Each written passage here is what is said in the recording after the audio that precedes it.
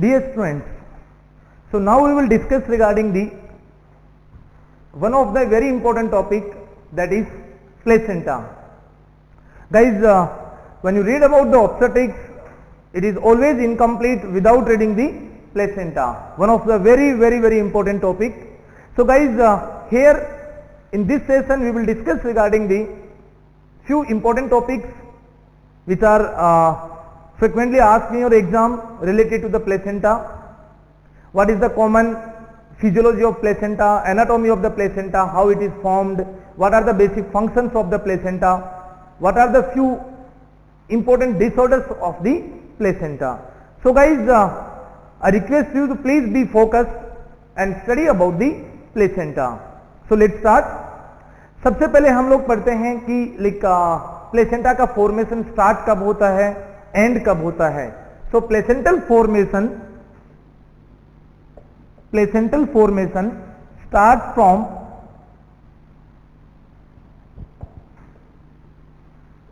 Sixth week of pregnancy and finish by the 12th week of pregnancy.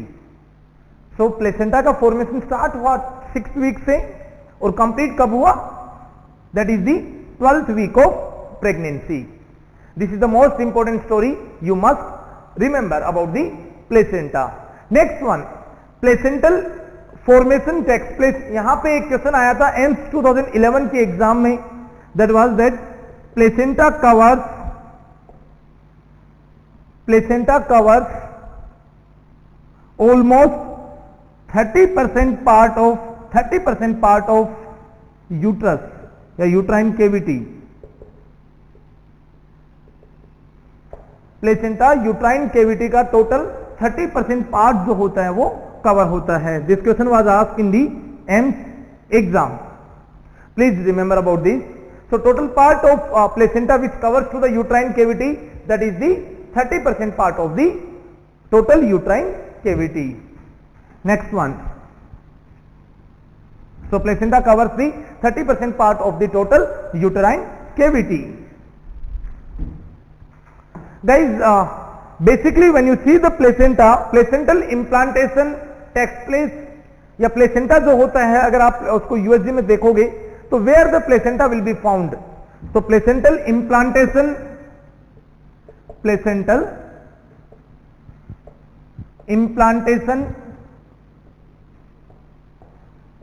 takes place at upper uterine cavity. Placenta का implantation कहां होता है? Placental implantation takes place in the upper uterine cavity. Upper uterine cavity का मतलब I am talking about the fundus. All right. So basically, the upper uterine cavity means fundus. Usually, placenta implants in the fundus part, either anteriorly or posteriorly. But यहाँ पे आपको चीज याद रखना, the most common implantation of the placenta is the anterior part of fundus. But sometimes it can take place in the posterior part. So which is the most common? The most common side is the anterior part of the fundus. Here usually implantation takes place. Fine. Next point, weight of the placenta. So guys, usually placental implantation where it takes place? It takes place in the upper uterine cavity, that is the fundus part. So fundus के अंदर भी basically like this is suppose like if you see. Fine. So most probably fundus का जो anterior portion होता है या anterior funds का जो पोर्शन होता है वहां पर इंप्लांटेशन टेक्स प्लेस होता है. प्लेसेंटा के लोकलाइजेशन के लिए देखिए प्रेगनेंसी में आपने सुना होगा कुछ डिजीज कंडीशंस का, जैसे example placenta previa, you heard about that. Okay. So ऐसे सिचुएशन में क्या होता है, प्लेसेंटा जो होता है इसका इंप्लांटेशन लोअर यूट्राइन सेगमेंट में हो जाता है. That is a what? That is a abnormal situation of the placenta. So in those conditions like where the placental implantation takes place placental implantation takes place in the lower uterine cavity. That condition is called as placenta previa.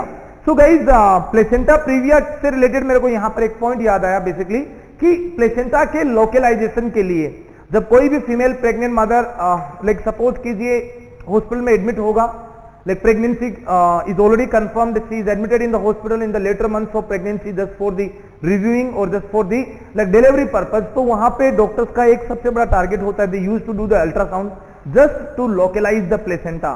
Placenta को उनको localise करना होता है कि placenta upper segment में है या lower segment में है। अपर सेगमेंट में भी कहां पर है, एंटीरियर पोर्शन में है या पोस्टीरियर पोर्शन में है। तो प्लेसेंटा के लोकलाइजेशन के लिए हम यूजुअली अल्ट्रासाउंड करते हैं थर्ड ट्राइमेस्टर में। एक्चुअली प्लेसेंटा का लोकलाइजेशन चेंज होता रहता है। फर्स्ट और सेकंड ट्राइमेस्टर में प्लेसेंटा कभी आपको अपर सेगमेंट में दिखाई देगा, कभी आपको लोअर सेगमेंट में दिखाई देगा। तो प्लेसेंटा का एक्यूरेट लोकलाइजेशन कौन से ट्राइमेस्टर में होगा, third trimester. So third trimester USG, third trimester में हम लोग बेसिकली जो यूएसजी परफॉर्म कर रहे हैं वहां पर हम क्या देखेंगे, प्लेसेंटल लोकेशन या प्लेसेंटल लोकेशन बोल सकते हो या प्लेसेंटल पोजीशन। तो प्लीज याद रखना प्लेसेंटल लोकेशन या placental positions are usually performed in the third trimester of the pregnancy. First and second trimester में हम लोग नहीं करते बिकॉज फर्स्ट ट्राइमेस्टर में प्लेसेंटा यूजुअली डेवलप होता है, सेकंड ट्राइमेस्टर में प्लेसेंटा का लोकलाइजेशन चेंज हो सकता है। इसके लिए हम यूजुअली इसको कौन से ट्राइमेस्टर में करेंगे, थर्ड ट्राइमेस्टर में। तो थर्ड ट्राइमेस्टर यूएसजी में हमें ये चीज भी कंफर्म होती है, उसको हम लोग बोलते हैं प्लेसेंटोग्राफी। प्लेसेंटोग्राफी मतलब प्लेसेंटा का लोकलाइजेशन करना। अगला पॉइंट, अब प्लेसेंटा का ओवरऑल टोटल वेट कितना होता है, what is the weight of placenta. So weight of placenta is 500 gram. ये 500 ग्राम कब होगा, this 500 gram weight is the at term. कब होगा, टर्म के समय में। So 500 gram weight of the placenta is at term. At term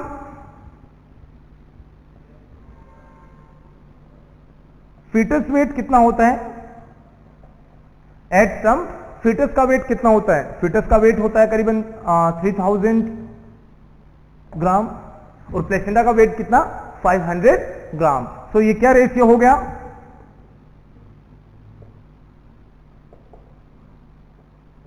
wait ratio between the placenta and fetus, fetus और placenta का वेट रेशियो। तो ये हो गया 500 equal to 3000, so we can say it is 1:6। so 5500 equal to 3000, 500 placenta का weight है, 3000 ग्राम है foetus का वेट, दोनों का रेशियो क्या हो गया 1:6। प्लीज याद रखना प्लेसेंटा और फीटस का ratio, placenta and fetal ratio, placenta and fetal ratio at term is how much, it is the 1:6। So please याद रखना ये 1:6 is very very important. Next one, एक और चीज यहां पर आपको इंपॉर्टेंट है जो याद रखने वाली है, that is the like at 17 week, at 17 week fetus and placenta weight is equal.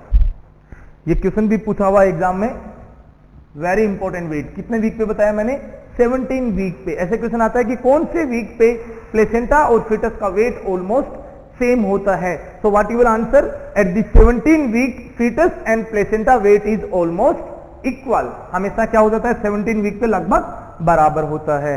Eight term, term के समय बेसिकली फीटस और प्लेसेंटा का वेट रेशियो क्या होता है 1:6 का रेशियो होता है। चलिए आगे, ये बात होगी related to the wait.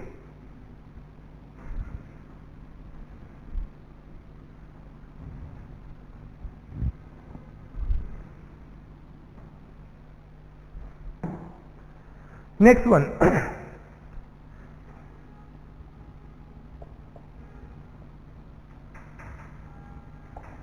characteristics of placenta. What are the most common characteristics of the placenta?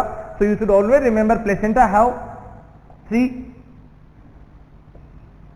important characters. 3 important characters. What are those 3 important characters of the placenta? Number 1,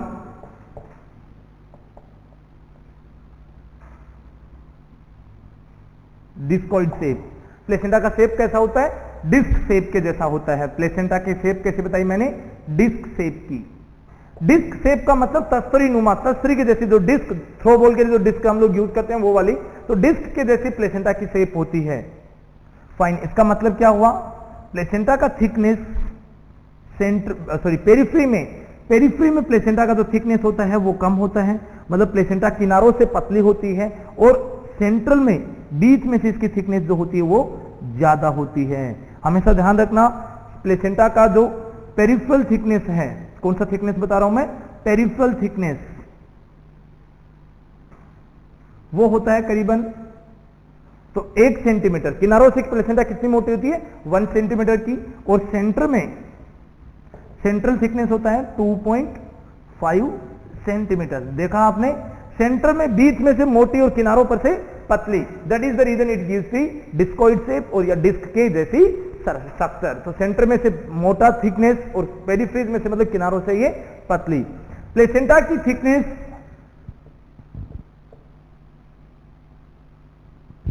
thickness increase around 1 mm पर week. Placenta की thickness क्या होती है? Placenta की thickness जो होती है वो 1 mm पर वीक थिकनेस जो होती है प्लेसेंटा की वो बढ़ती रहती है, मतलब मोटाई 1 mm के हिसाब से पर वीक बढ़ती चली जाती है. ओके. इफ प्लेसेंटल थिकनेस, एक वर्ड आता है प्लेसेंटोमीगेली. So what is the meaning of placentomegaly? Placentomegaly means large placenta. When the placenta thickness, if thickness is more than 40 mm, अगर प्लेसेंटा की थिकनेस मोर देन 40 mm का मतलब क्या हो गया? 4 सेंटीमीटर. अगर प्लेसेंटा की ओवरऑल थिकनेस 40 mm या 4 सेंटीमीटर से ज्यादा है, इतनी मोटाई की अगर प्लेसेंटा है, तो हम उसके लिए क्या वर्ड यूज करेंगे? We will use the word placentomegaly. Placentomegaly, right. Placentomegaly क्यों हो सकता है? Placentomegaly can occur in case of placental haemorrhage. Placental haemorrhage इस वजह से हो सकता है. Placentomegaly can occur because of GDM, gestational diabetic mellitus. Placentomegaly can occur in sort of torch infection. Placentomegaly can occur in case of this one, what is that? Down syndrome,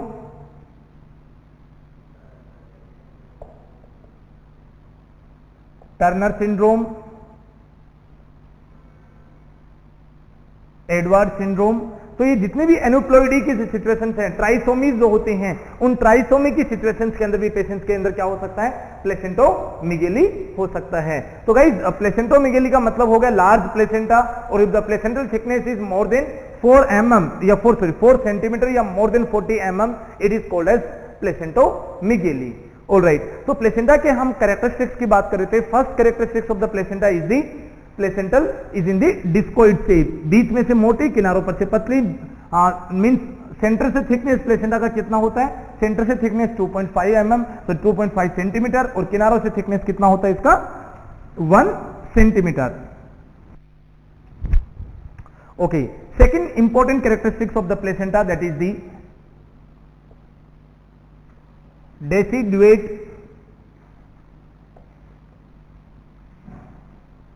structure. Means placenta is a deciduate structure. Guys, what is the meaning of deciduate structure?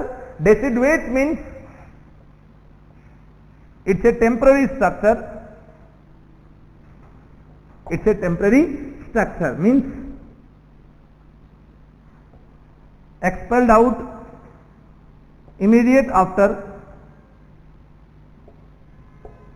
fetal delivery. So deciduate का मतलब क्या हुआ? Deciduate का मतलब, deciduate मतलब जो चीज बाहर निकल जाती है, कोई टेम्पररी स्ट्रक्चर, एक ऐसी स्ट्रक्चर जो बहुत ही थोड़े टाइम के लिए यूट्रस में प्रेजेंट रहती है, बाद में वो क्या हो जाती है, एक्सपेल्ड आउट हो जाती है। उस स्ट्रक्चर को हम लोग क्या बोलते हैं, डेसिडुएट स्ट्रक्चर। जैसे सपोज कीजिए हम लोग बोलते हैं decidua, what we will call as a decidua. What is the meaning of decidua? Decidua के लिए मैंने क्या बताया था, decidua is nothing but it's a pregnant endometrium, uterine endometrium. तो प्रेग्नेंट यूट्राइन एंडोमेट्रियम जिसकी थिकनेस बढ़ गई थी, जो कि मैच्योर हो गई थी, जिसमें सारी सेल्स जिसमें सारी लेयर्स, बेसल लेयर, उसके अलावा कॉम्पैक्ट लेयर, स्पॉन्जी लेयर, वो जो सब कुछ डेवलप हो जाती है, तो हम उसको क्या बोलते हैं, डेसिडुएट लेयर या डेसिडुआ, डेसिडुआ हम उसको बेसिकली कहते हैं।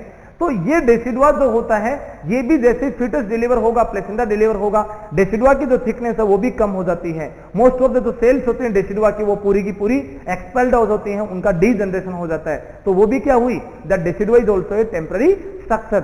Similarly, the word for the placenta. So placenta is a deciduate structure. Next one. Third characteristics is the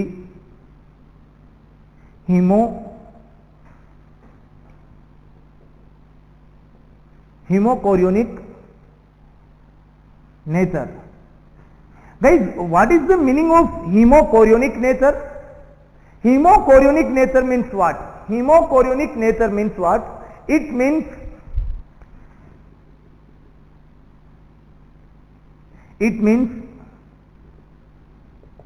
chorionic part of placenta,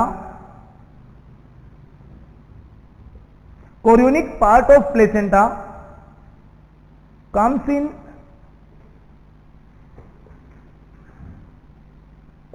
direct contact with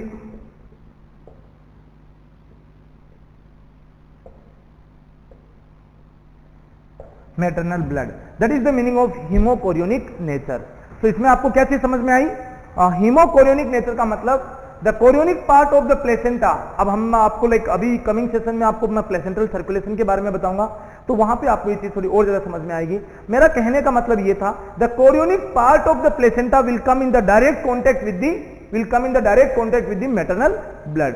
so the placenta का जब chorionic part अगर maternal blood के साथ जब कोई direct contact में आता है, तो हम उसके लिए वर्ड यूज कर रहे हैं हीमोकोरियोनिक स्ट्रक्चर या हीमोकोरियोनिक nature. So guys, these are the three most important characteristics of the placenta. What are the characteristics? Placenta is a deciduate structure, placenta is a hemochorionic structure, and placenta is a deciduate structure. All right. So deciduate structure हो गया, hemochorionic structure हो गया, and placenta is a discoid shaped structure. Discoid shaped structure means what? Means placenta की जो structure होती है वो disc के जैसी होती है, बीच में उसकी थिकनेस मतलब सेंटर में उसकी थिकनेस ज्यादा और पेरिफेरल पार्ट में उसकी थिकनेस कम होती है। That's it. So these are the most important characteristics of the placenta. Next move on, आगे हम लोग चलते हैं। Let's see about the placental structure. Let's see the structure of placenta. For knowing the structure of the placenta, सबसे पहले आपको यहां पर एक चीज you should notice down that one, that is the functional and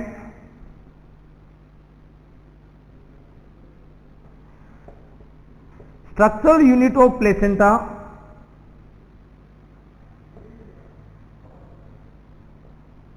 is stem villi.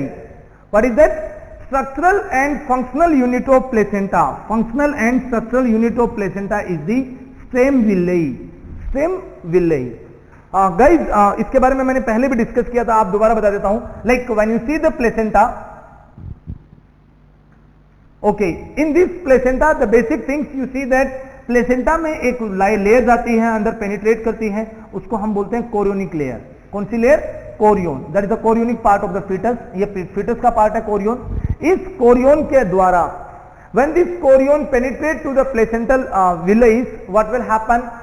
Usually there is on 13th day, on 16th day and on 21st day. चलिए इसके बारे में आपको फाइन, अभी इसके बारे में भूल जाइए. अभी मैं आपको पहले स्टेम विलाई के ऊपर दोबारा लेके चलता हूं. प्लेसेंटा की स्ट्रक्चरल और फंक्शनल यूनिट है स्टेम विलाई. एक प्लेसेंटा के पास ईच प्लेसेंटा का मतलब कोई भी प्लेसेंटा, मान लीजिए एक प्लेसेंटा कंटेन्स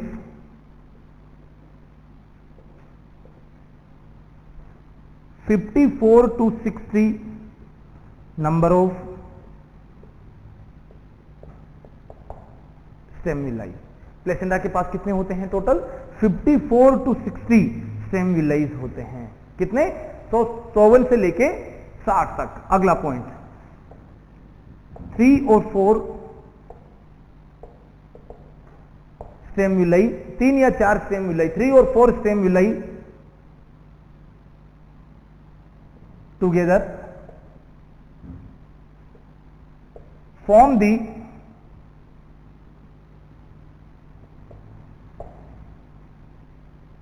कोटिलिडोन्स, जिसको आप प्लेसेंटल लॉब्स भी कह सकते हो। So what is the meaning of cotyledon in the placenta? Cotyledon is nothing but cotyledon, जिसका दूसरा नाम लोब्स भी होता है। Cotyledon is the 3 to 4 stem villi together. जब 3 से 4 स्टेम विलाई एक साथ क्लम्प हो जाएंगे, जुड़ जाएंगे, तो हम उसको क्या बोलेंगे? Cotyledon. So each placenta contains around 15 to 29 number of cotyledon. Placenta के पास टोटल कितने? 15 से लेके 29 नंबर ऑफ कोटिलिडोन्स पाए जाते हैं। प्लीज याद रखना अबाउट दी प्लेसेंटा। तो प्लेसेंटा की फंक्शनल और स्ट्रक्चरल यूनिट है stem villi.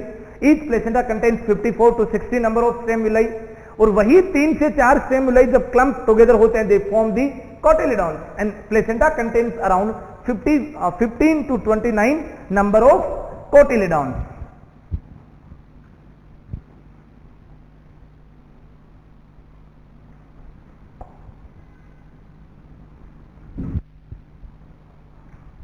Okay, now let's see that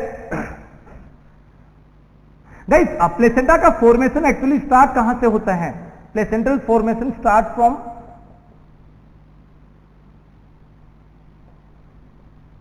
जब मैं आपको एम्ब्रियोलॉजी पढ़ा रहा था तो वहां पर एम्ब्रियोलॉजी में मैंने ये चीज बताई थी कि एक जो ब्लास्टोसिस्ट होता है इंप्लांटेशन से पहले, before the implantation, blastocyst is further divided into 2 parts, that is the trophoblast and embryoblast. मैंने ये बात आपको कही थी कि उसके ऊपर क्या होता है? वन इज दी, इसके अंदर आउटर सेल मास, जिसका नाम दिया था हमने। आउटर सेल मास का मतलब है ट्रोफोब्लास्ट, और ट्रोफोब्लास्ट से क्या बनेगा? प्लेसेंटा का फॉर्मेशन होगा। इसी ट्रोफोब्लास्ट के बाद में इसी प्लेसेंटा के पास कुछ क्या होते हैं? इनर सेल मास के टिश्यूज भी होते हैं। This placenta contains the tissues of inner cell mass. These inner cell mass tissues किसका फॉर्मेशन करेंगे? These inner cell mass tissues form the fetus plus umbilical cord. तो अम्बिलिकल कोड का formation किससे होता है? इनर सेल मास से। और इसी इनर सेल मास का दूसरा नाम क्या होता है? एम्ब्रियोब्लास्ट। सो एम्ब्रियोब्लास्ट का काम क्या है? एम्ब्रियोब्लास्ट का मतलब है एम्ब्रियो बनाना, एक ऐसा ब्लास्ट जो कि एम्ब्रियो या ऐसी सेल्स जो कि एम्ब्रियो का फॉर्मेशन करती हैं। तो प्लेसेंटल फॉर्मेशन किससे होगा? प्लेसेंटल फॉर्मेशन प्लेसेंटा के इस ब्लास्टोसिस्ट के आउटर पोर्शन से, that is the outer cell mass, that will help in the placental formation. अब अगले पॉइंट पे चलते हैं guys. This trophoblast also contains many structure. अगर आपको मैंने जैसे सपोज अगर आपको याद हो तो मैंने ट्रोफोब्लास्ट के बारे में काफी सारी स्टोरीज बताई थी। मैंने कहा था जो ट्रोफोब्लास्ट होता है, ट्रोफोब्लास्ट के पास 2 लेयर्स होती हैं, दैट इज दी आउटर को क्या बोलते हैं हम लोग? सिंसाइटो या सिंचियोट्रोफोब्लास्ट, एंड दूसरे वाले का क्या बताया था मैंने? साइटोट्रोफोब्लास्ट।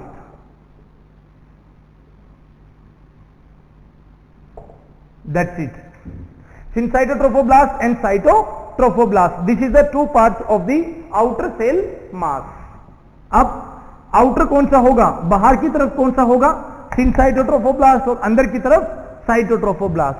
तो देखिए व्हेन सपोज कीजिए यूट्रस के ऊपर या डेसिडुआ बेसिलिस पे, बेसिकली इसका इंप्लांटेशन होता है।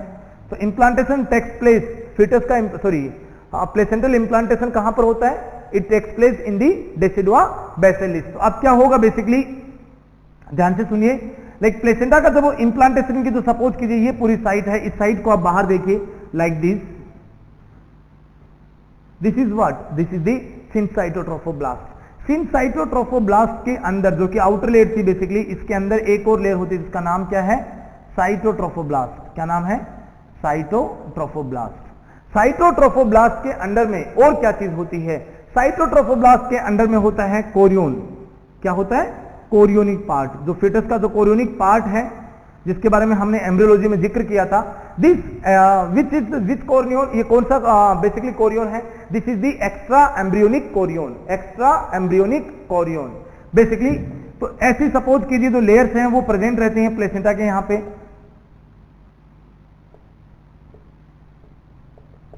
फाइन। अब उसके बाद में आगे क्या हुआ? आपने देखा कि वहां पर सबसे आउटर में सिनसाइटोट्रोफोब्लास्ट था, उसके अंदर में सबसे बाहर सिनसाइटो था, सिंसियोट्रोफोब्लास्ट है, जिसको सिनसाइटोट्रोफोब्लास्ट कहते हो। नेक्स्ट साइटोट्रोफोब्लास्ट था, और उसके अंदर किस चीज का था? इसके बीच में कोरियोनिक लाइक विलेज की फॉर्मेशन था। तो इनको हम क्या कहते हैं? These are called as chorionic villi. Chorionic villi जो होते हैं उनका फॉर्मेशन स्टार्ट होता है 13th डे से। कौन से डे से? 13th डे से। 13th डे से क्या होता है? कोरियोनिक विलेज का इनका फॉर्मेशन होना स्टार्ट हो जाता है। इस 13th डे वाले को हम क्या बोलेंगे? लाइक ऑन 13th डे जो कोरियोनिक विलेज बनता है उसको हम क्या कहेंगे? इमेच्योर कोरियोनिक विलेज हम कह सकते हैं, या फिर हम कह सकते हैं avascular chorionic villi. On 16th day same there also the avascular, there are also the avascular structure. On 21st day the stem villi will become the vascular structure. सो क्या चीज समझ में आई हमें? आपने ये देखा कि जो प्लेसेंटा में जो स्टेम विलेज थे, जो यहां पर सपोज कीजिए इस तरह से ट्रीज या पार्टीशन लेके आ रहे हैं, तो दीज स्टेम विलेज की नंबरिंग के बारे में मैं बात कर रहा था। आई told you that stem village का फॉर्मेशन स्टार्ट होता है 13th डे से, दैट इज एवेस्कुलर डे। उसके बाद में 16th डे, 3 दिन बाद में क्या होता है? अभी भी ये कोरियोनिक विलेज कैसा है? अभी भी ये स्टेम विलेज जो है ये एवेस्कुलर है। On 21st day the stem village was become vascular. Stem village क्या हो गया? It become the vascular. आगे बात समझ में। अब स्टेम विलेज अगर वेस्कुलर है, स्टेम विलेज क्या है? अगर वेस्कुलर है, then they are responsible to start the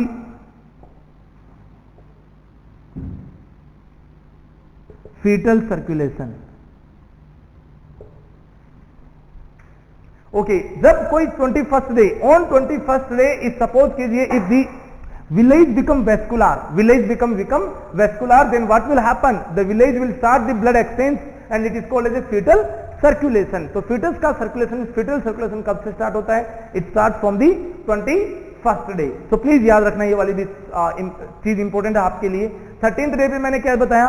13th day पे जो विलेज होते हैं they are the like avascular villi, मतलब फीटस के सरफेस पे प्लेसेंटा का फॉर्मेशन तो स्टार्ट हो गया, बट अभी ब्लड वेजल्स कैसी हैं? Avascular. Next one, on 16th day it is avascular. अभी भी कैसा था? लाइक एवेस्कुलर था। On 21st day of like after the reproductive period, then the structure will become vascular. Structure अगर वेस्कुलर है तो क्या होगा? What will happen if the structure is vascular? Okay, if the structure is vascular, what will happen? It will help to start the fetal circulation. क्या होगा? fetus के लिए circulation start हो जाएगा. That is the use of 21st or vascular stem village. So primary, secondary, then tertiary. So now अब become क्या हो गए? Now the stem village become tertiary stem villi. tertiary stem villi भी बोल सकते हो, या आप क्या कह सकते हो? feto placental circulation, और आप क्या कह सकते हो? उसके अलावा लिखा टर्सरी हो गई, फीटल सर्कुलेशन स्टार्ट हो गया। Okay, done. अब गाइस एक वर्ड आता है कोरियोनिक प्लेट या कोरियोनिक फंडोसम। कोरियोनिक प्लेट का मतलब क्या है? What is the meaning of chorionic plate? Chorionic plate का मतलब होता है syncytiotrophoblast, cytotrophoblast and stem villi, या आप इसको कह सकते हो कोरियोनिक पार्ट। तो हम ऐसा कहेंगे, number on 13th day, that is the like on the starting day, what will happen? On the 13th day of, there will be only avascular stem villi are formed. On 16th day they become the vascular. On 21st day the stem villi become vascular. तो on 16th day पे avascular था यहाँ पर। इन दोनों structures में क्या हुआ? In both structure it is the avascular, और यहाँ पे क्या होता है? ये On 21st day it is become the vascular structure. All right. Up structure become vascular means what will happen? Now it is responsible to begin the fetal circulation. What is that? Fetal circulation. Okay guys, अब और आगे move करते हैं हम लोग. मेरा यहां पर पॉइंट ये था कि जो सपोज कीजिए आप प्लेसेंटा के अंदर सपोज कोरियोनिक विलेज भी हैं, it is now the like mature placenta, and उस सिचुएशन के अंदर ऊपर की तरफ से यहां से क्या होता है? Here the maternal blood will be coming. यहां पर क्या हो सकता है? मैटरनल ब्लड भी हो सकता है. तो ये चीजें आपको याद रखनी है. अब ये जो सरफेस एरिया है ऊपर वाला जिसमें मैंने काफी सारे डॉट लगाए हैं, this all entire surface area, this is the area of this entire area, this is the area of IVS, intravenous space. कौन से एरिया का? इंट्राविलस स्पेस के बारे में मैं बात कर रहा हूं. ओके, इंट्राविलस स्पेस में क्या होता है? यहां पे होता है maternal blood. Alright guys, so basically intravillous space means what? Intravillous space means it's the area like it's the area where the maternal blood will be filled. It's the area where the maternal blood will be filled. Okay, अगले point पे चलते हैं हम लोग.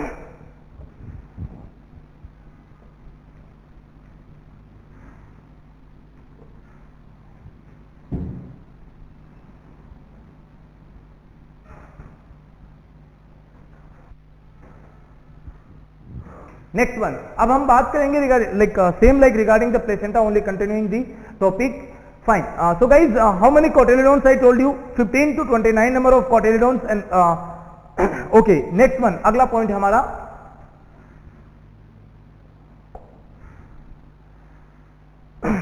What is the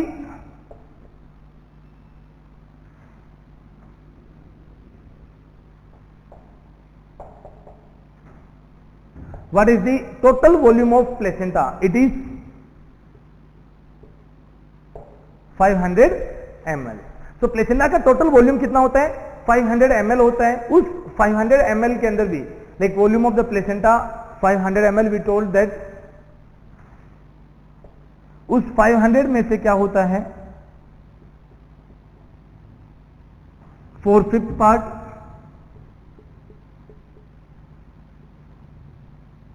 and 1/5 part. तो guys पूरे 500 ml में से या टोटल प्लेसेंटा के वेट में से मैं अगर बात करूं तो सबसे पहले 4/5 पार्ट. सो इट इज, ये किसके लिए है?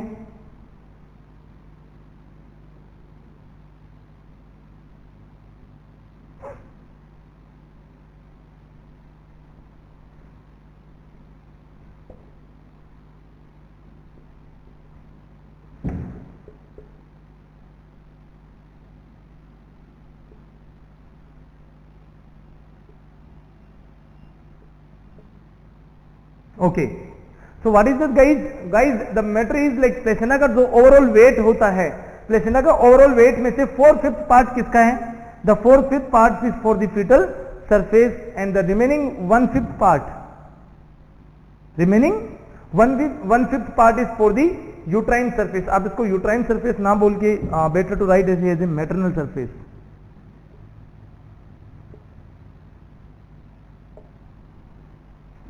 Okay, so guys, when you see the volume of the placenta, you see that placenta total volume is 500 ml. उस 500 ml में से भी प्लेसेंटा का टोटल वॉल्यूम कितना बताया मैंने? 500 ml. 500 में से भी सपोज कीजिए 350 ml जो है officially, that is for body tissues and 150 ml for the 350 ml for the tissue.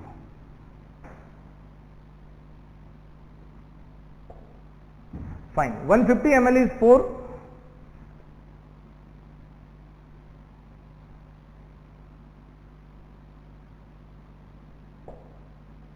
Maternal blood. Okay, so maternal blood का टोटल वॉल्यूम कितना हुआ? मैटरनल ब्लड का टोटल वॉल्यूम हुआ 150 ml.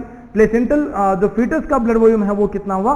350 ml. So this is the total volume of placenta. तो placenta का total volume किसने बताया? Like कितना बताया? 500 ml. 500 में से आपने देखा like 350 plus 150 ml. Next one, like for the tissue of the for the maternal blood. Maternal blood के लिए आप क्या दोगे बेसिकली वहां पर? Like we can give the fetal surface we can give the postnatal like maturing surface. ऐसी चीजें हम लोग पेशेंट को बेसिकली एडवाइस कर सकते हैं। ऑल राइट, अब वॉल्यूम ऑफ द प्लेसेंटा जब आपने लिखा है तो यहां पे next point,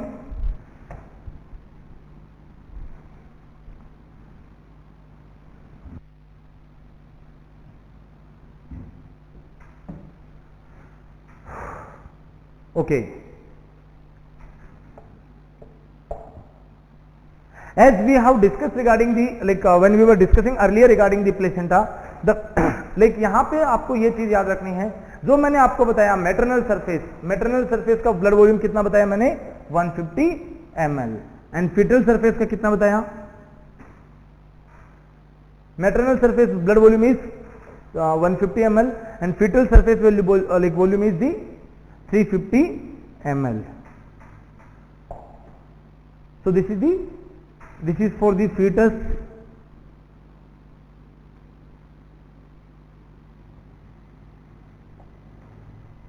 Okay, so guys 150 जो 150 volume is for the maternal surface and 350 ml is for the fetus.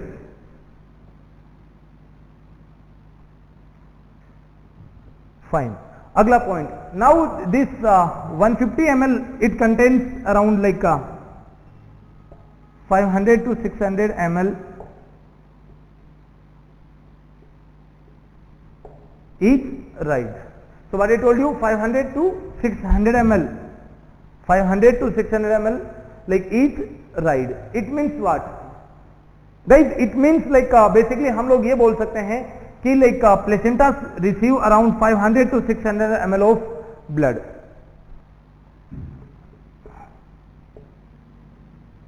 How much blood I told you? Placenta received around 500 to 600 ml of blood from the maternal surface, and this blood is exchanged in every 3 to 4 times in a minute.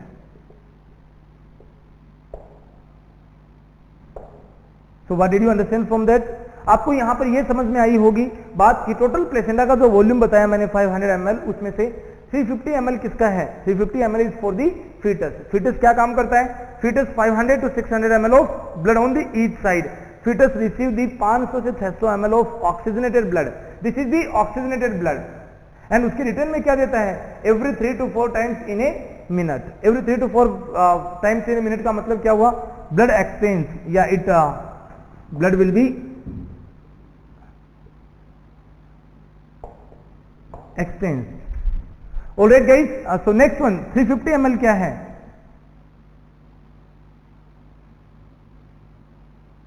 350 ml is what? 350 it's for the fetus blood volume.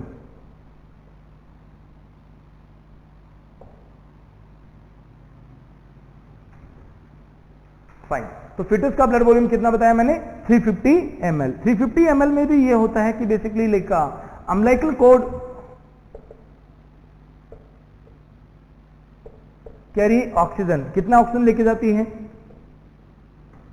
8 ml पर KG पर body wait. कितना?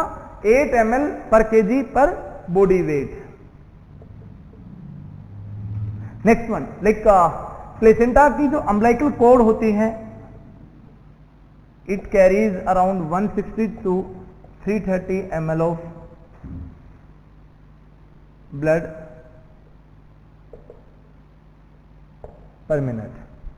Okay, so now what did you understand that? आपने देखा कि placenta के पास total जो umbilical cord जो होती है, umbilical cord it carries the oxygenated blood to the fetus and that oxygen supply is 8 ml पर KG per minute. Okay, and placental जो कोड होती है, अम्लाइकल कोड जो बेसिकली उसकी कितना ब्लड वो कैरी करती है? तो umbilical cord should carry the 163 to 330 ml of blood per minute. इसका मतलब क्या हुआ? If we keep on carrying this this much of weight then we become habitual. हम क्या हो जाते हैं? हैबिचुअल हो जाते हैं. So it carries the 163 to 330 ml of.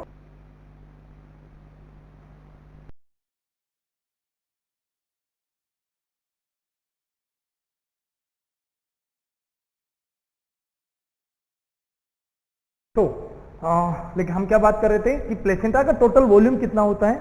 The placental total volume is, as I said, like it is 500 ml. Total volume of the placenta is 500 ml. इस 500 ml के अंदर से फीटस का ब्लड कितना होगा? 350 ml.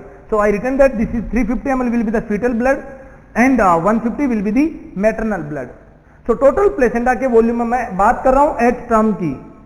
ऑलमोस्ट एट टर्म पे लगभग इतना वॉल्यूम होता है प्लेसेंटा का. फाइन. सो 150 ml क्या है? Maternal blood. ये मैटरनल ब्लड भी एक्सचेंज हो रहा है. सो that is the 500 to 600 ml per minute. How much blood? 500 to 600 ml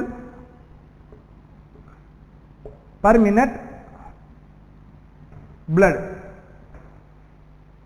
So this much blood will be coming into the placenta from the maternal side. From which side? From maternal side. Please याद रखना, maternal side blood, maternal side carries 500 to 600 ml of blood in the placenta. Same time ये जो 500 to 600 ml of blood है per minute, ये blood totally एक बार में 1 minute में 3 से 4 बार एक्सचेंज हो जाता है. सिमिलरली मैंने क्या बताया? Fetus carries the 350 ml of blood in the placenta for 1 minute. तो 1 मिनट में कितना? 1 मिनट में fetus carries the around 350 to maximum of 400 ml of blood per minute. So 350 to 400 ml of blood fetus carry in the placenta. So that is the fetal blood basically. अब fetus को जो basically oxygen मिलता है उसका supply कितना होता है? Fetus के लिए जो अम्बिलिकल कॉर्ड बेसिकली जो कि प्लेसेंटा से कनेक्टेड रहती है फीटस के लिए, this umbilical cord carries the around 8 ml per kg per minute oxygen. How much oxygen? 8 ml per kg per minute oxygen.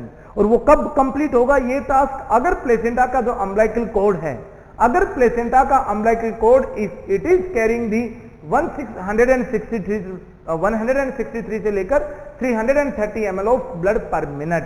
अगर अम्बिलिकल कॉर्ड में कितना ब्लड कैरी किया पर मिनट में? अगर इसने 163 से लेकर 330 ml ऑफ ब्लड को अगर कैरी किया तो ही ये आपका कंडीशन है वो फुलफिल हो सकता है. अब जैसे सपोज कई बार आपने देखा होगा कॉर्ड प्रोलैप्स हो जाती है, कॉर्ड कंप्रेशन हो जाता है, तो वैसी सिचुएशन में क्या होगा? अगर कॉर्ड प्रोलैप्स या कॉर्ड कंप्रेस हो गई तो umbilical cord can not able to carry this much of blood, this much of fetal blood towards the fetus body. अब कंप्रेस हो जाएगी, ब्लड कैरी नहीं होगा तो क्या होगा? Fetus will not receive this much ml of oxygen per minute. हर 1 minute में फीटस को इतना ऑक्सीजन नहीं मिल पाएगा. अगर इतना ऑक्सीजन नहीं मिला तो क्या हुआ? फीटस में हाइपोक्सिया, फीटस में ब्रेडिकार्डिया और fetal intra uterine death. Okay, next one.